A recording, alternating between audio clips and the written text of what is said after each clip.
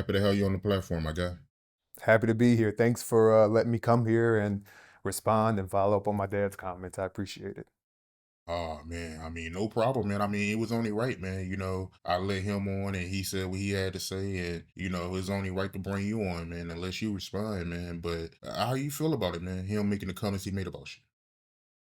I mean, look, when I first saw it, I kind of had a similar reaction as my dad. I'm like, it does, if you look at him in that video, right? It doesn't, I mean, you were talking to him. It doesn't look like to me that is a person that is in his right mind. Um, but it's also just like, I mean, look, man, you're 78 years old. You're not on TV anymore. Your granddad should be down there in Texas or wherever he is taking care of his family, but yet he's unprovoked coming after our family. And so that took me off guard. And I'll just be straight up with you, man. Like, I love who I am. I am happy about who I am. But the reality is that me growing up, just like a lot of other black gay boys like me, I didn't choose to be gay. This is the way God made me. And so him attacking my father for loving me for the way that I was made doesn't make a lot of sense. And I'll even throw some logic out there at you. I mean, for people who may think, oh, this is a lifestyle choice, this is this or that. In what world do you think this amount of, again, I love who I am. I've grown to love who I am, but I would just ask people, in what world would you logically think people would decide to live this life where they're discriminated against? People take their lives because of this. People, live lives with depression, all types of mental illnesses because society rejects them for being gay. And so to hear him attack my father for supporting me for something that is out of my control and quite frankly, the way that God made me to be, it's sick. And it's unprovoked at that too. And it's ignorant and he's spreading hate. Um, and it's just uncalled for. And one other note, I mean, look, he did not have to, no, I don't think you've ever had his name in your mouth, right, Dad? My dad has never mentioned this man's name. So I just wonder, look, man's been off TV for 10 years. Last I heard about him, he had gotten arrested for some charge down in Memphis because he was being vulgar in public, I think, down there. And he was drunk and vulgar. And so again, like, it pisses me off to hear him talk like that because it is a personal attack against me. I think about the young people like me, the young black boys who, again, LGBTQ people have the highest rate of deaths by suicide of any other population in this country. And that is because they cannot imagine a life in which they will be able to live freely like everybody else in this world. And so for him to come on again and attack our family in that way just doesn't, it's just, there's nothing positive to it. I'll say that. I often wonder why people fixate on it so much because I'm like, okay, like I don't want to, as a gay man, I genuinely do not run around looking at people like, oh, I wonder what this straight person is doing. I wonder what they do when they go into their bedroom. So it does give me pause to think about the fact that he's become so fixated on what we're doing in our bedroom. Maybe it's because he has some interests of his own. That's the only thing I can think of. I know that's a thing when people are hyper fixated on homosexuality and the gay community. It often is because they got something that they're fighting themselves. I don't know if that's the case with him. Um, but who knows? Walk me through that moment when you first came out, because somebody can hear your story and feel inspired to come out. Yeah, so that was tough for me. I didn't really come out. I was, my freshman year of undergrad, I was, secretly, I thought, dating somebody up at the University of Michigan. And my brother calls me one day, Amir, my younger brother, and calls me and says, "Hey, Greg, I got one of my friends called me and said that you're up at Michigan dating a guy. Is that true?" And again, this is me uncomfortable. I haven't talked to anybody about this, my family, friends, no one. And so my initial reaction was no. I denied it. My heart kind of dropped. I got real nervous. And that was the end of the conversation. And then I called him back and I said, you know what? It's true. We kind of had a conversation. I asked him not to tell anybody. And we ended that conversation. 5 minutes later, my dad calls me crying, telling me how much he loves me and that it's okay and that I don't have anything to worry about and he wants me to be myself. So my brother obviously ran and told my dad right away. But that was kind of the first coming out story for me, I'll say. And I'll drop another term, inviting in, that we often use in the community, which is inviting people into your own personal truth of who you are, as opposed to having to come out and, put the onus on me. But and so that happened, and I was 18 at that point. I spent, because of the fear of, my dad was a public figure at that point, because of the fear of how my sexual orientation would impact him, how people would look at me, losing friends. I knew I wanted to work in politics, and so I was worried about the opportunities for career advancement if I were to come out of the closet fully at that point. And so I spent, after that point, from 18 to 30, 34, I want to say, 33, hiding who I was and living in shame and living in fear, because I didn't want to bring that shame on myself, my family. I didn't want to harm my career prospects and, destabilize my friend circles.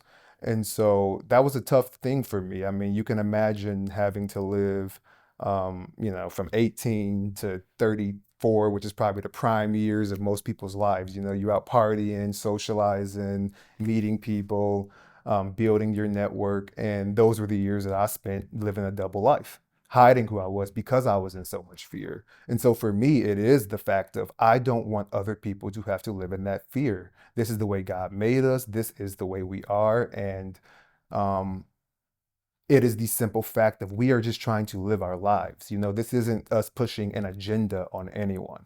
This is a civil rights and a human rights issue, plain and simple, because people are losing their lives behind it. What advice would you give to a man that's afraid to come out? I'll say this. This is just me talking to people, but every single friend I have ever talked to who has finally worked themselves up to that point of coming out of the closet, including myself, it gets better. It gets better. It gets better. It gets better. It is a weight lifted off of you. You will be surprised. You may lose people. That's the reality of life in any facet, but you will be surprised at the community that comes and surrounds you and the people that will love you and will show up for you for simply being yourself. So I get it. I get the fear. I get the shame. I get how difficult it is, but I'm telling you, I mean, and I'm not saying that everybody has to be the type of gay person that, and I think that's what gets misconstrued a lot too, is that every single gay person is not the one that's going to be, shirtless at the gay club or traveling, doing certain things that people may see, the LGBT community and say, well, that's not necessarily me. Like, I don't do those things, but I do like the same sex. That's not necessarily what it's about, because I've heard that from people. It really is about giving yourself the freedom to be free. Like, we get one life to live, and the worst thing that I think anybody can do is live that life in a cage that's created only by their mind. And so my advice to gay men, I would say, pull that trigger, and it's not like you got to go out and tell everybody either. You could tell your close circle of people that you rock with and leave it at that. But it really does do a lot. And I think people may not even notice them within themselves, to just be able to talk to people and express and really live in your truth. Well said. One thing I do want to ask you, because I know I had Judge Joe Brown on, and he's very, very vocal about this. And I know Snoop, he got some backlash for it, but I want to ask you and get your opinion. How you feel about cartoons and cartoon movies having gay relationships in it? I mean, I feel as though the world, that TV should reflect the world we live in, right? And I don't think that, and when it doesn't, that's erasure. And so I don't think, just to flip it on its head, I don't think that our entertainment, whether it's a movie, TV, kids, or anything, I don't think it should erase the reality of what the world is and people that live in the world. Now, I can understand there's some sensitivity when we talk about what we maybe put in a children's movie and how we introduce that subject in that space. But I do think it's important to socialize these things at a young age because these are the people that your kids are going to be going to school with. Your child is going to meet a person, a LGBTQ student in their school. And I would hope you would want your child to react in a way that's understanding, where they've seen this before. And so to me, I see introducing something like that, and even in the case where it happened to Snoop Dogg, that's an opportunity for you to educate your kids. That's your responsibility, for you to get upset because there's something in a movie that you gotta, educate your kids on, and you just want to smoke a joint and knock out. I get it, but if your grandbaby's asking you a question, it's your job to educate your grandbaby. And so my opinion is this is the world that we live in. These are things that exist. By saying that you don't want to see it on TV, you don't want to see it in movies, I mean that's essentially, to me, it sounds as if you're saying you want to pretend like we don't exist, and that's just not the reality. And so I think that, and so again, I think including it more in entertainment, movies, introducing it in a appropriate way to children really does educate people in a way that allows us all to coexist a little bit better. I mean, we educate our kids, right? It takes a village to raise a child, and that's, school, parents, uncles, friends, extended family, as well as, the entertainment we allow them to consume. And I think it's responsible parenting to educate your children about the things they're going to see in the world so they don't come home to you, you know, their first day of school and confused about kids they met because they're this or that. I think it's important to do. We ain't going away. Right, right. But when you came out, did you get any pushback? I did, and I'm not gonna lie. I didn't realize it immediately, and what I'll say is I got so much love when I came out of the closet. I it was almost overwhelming.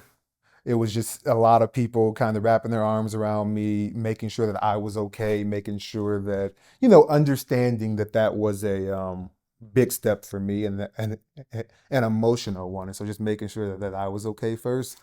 But I definitely had people who I think distanced themselves from me. And I'll even say one thing that's interesting in the gay community, and this speaks to, again, the fear and shame that does exist in our community because of how society is structured.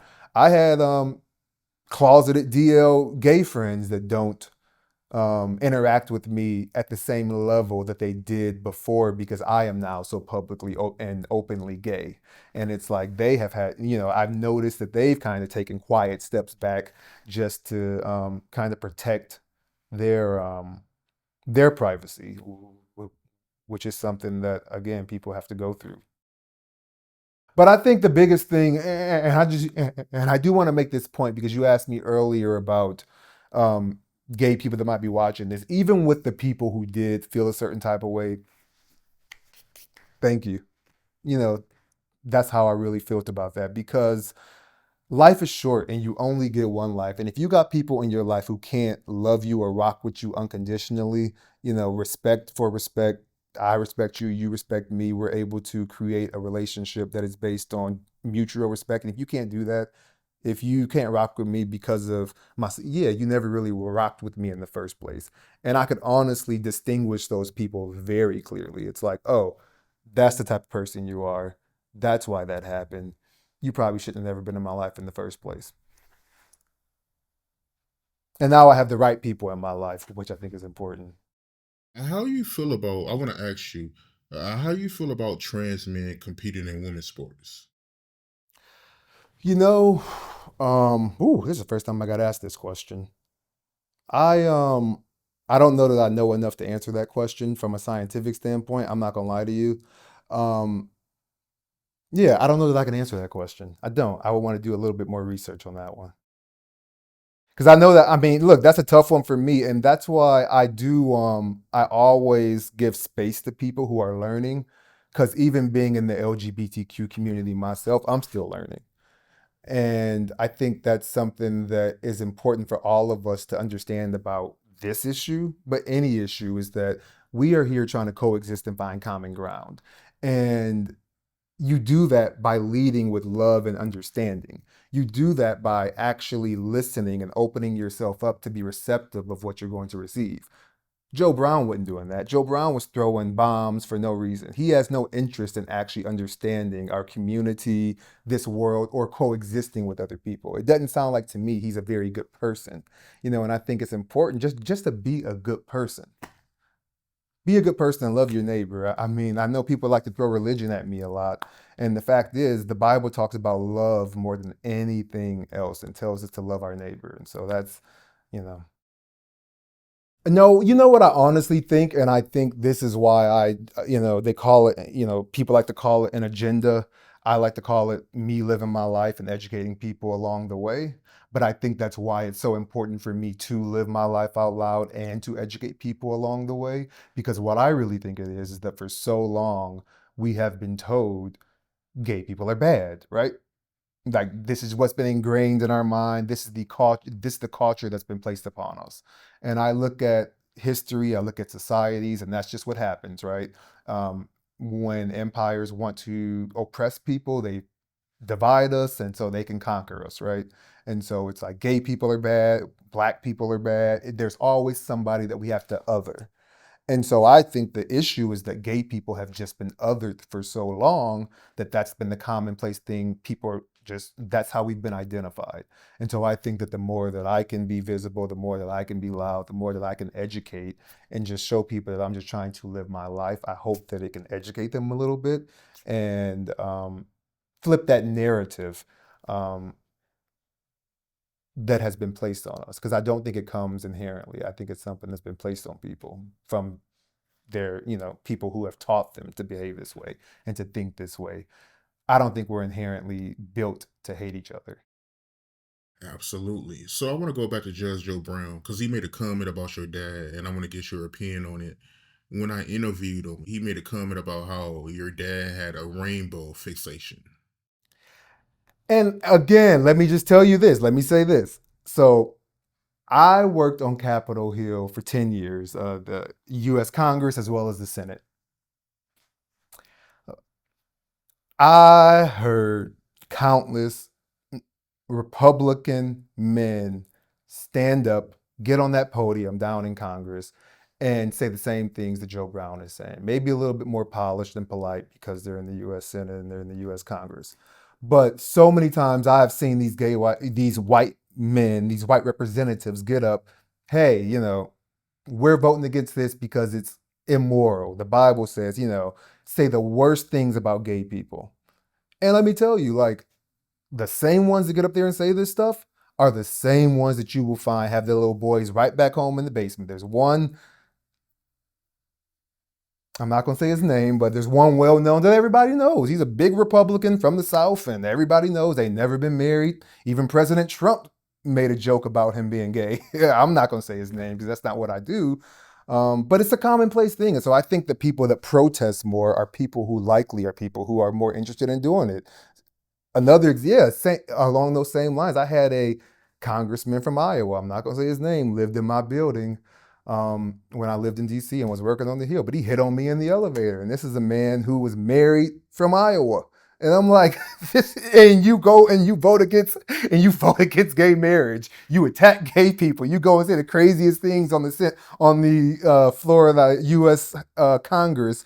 But here you are hitting on me in the elevator at our apartment building, And so to me, it just doesn't make a lot of sense, and it really feels like people um, are fighting a battle within themselves that they then place upon other people. If you can't get something right within yourself and you know that you have this secret that's been eating away at you, it's going to make you lash out at other people. And part of it may even be jealousy that you can't come and just be open and free like we are. And so you have to attack us instead because you wish you were us.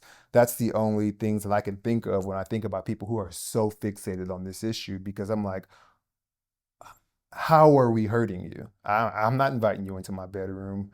I'm not, putting explicit content in front of your face. And so it's like, how is who I love, who I date, who I want to spend my life with, how is that hurting you to the point that you have to fixate on it so much? I want to ask you because I know your dad, he spoke on it earlier. So I want to get your point of view. What advice would you give to dads out there that don't accept their gay son or even a daughter? Hmm. Yeah, yeah, yeah. Their child, period. Um, I would, I'm trying to find the right words because I would just wonder how that sits on their spirit, right? Um, I mean, my advice would be make things right with your kid. Like, life is too short, and this is the child that you brought into the world, your own flesh and bones and blood, and don't don't abandon them in this world. This world is already too tough. Love your child. It's not that difficult. Love your child. That's all you got to do. Well said, man. Well said. So before I let you go, any last words for Judge Joe Brown and let the people know what you got going on? So for Judge Joe Brown, I'm gonna say, man, go call your grandkids, your kids, or something. I think his wife left him already, but go call your family and just sit down with them, man. Go call your family and sit with them. As far as stuff I got coming up, I have a movie idea with my father actually on BET Plus right now. It's called Fighting to Be Me, the Dwayne Curry story. And I think it's a good one y'all should check out. It's about a woman, Dwayne Curry, who was she still like $12 million, Dad? Yeah, she was in the game, dope, fraud. Huge scammer back in, out of Oakland, but it's a fascinating story. And so I play her best friend in the movie, and I think you'll enjoy it. And it also, as her best friend, I'm playing a character who actually is closeted and has a journey similar to mine, to where he's coming out of the closet as her best friend throughout the film. So it's a good story. And y'all can follow me on socials at Greg Mathis Jr. on all of the socials.